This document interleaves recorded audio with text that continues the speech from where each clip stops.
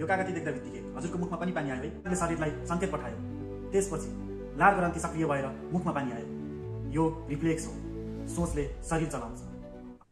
त्यसैले हामीले नकारात्मक शब्द बारम्बार बोल्यौँ भने हाम्रो दिमागले स्ट्रेस हार्मोन निकाल्छ, जसले गर्दा हाम्रो मनमा डर, चिन्ता र तनाव महसुस हुन्छ। तर जब हामीले बारम्बार सकारात्मक शब्दहरू दोहोऱ्यायौँ भने हाम्रो मनले ह्याप्पी हार्मोन निकाल्छ, जसले गर्दा हामी शान्त, खुसी र सुरक्षित महसुस गर्छौँ। आउनुहोस् अब सकारात्मक शब्द बोल्ने अभ्यास गरौँ। आँखा बन्द गरेर लामो सास लिएर भन्नुहोस्, म शान्त छु, म सुखी छु, म स्वास्थ्य छु।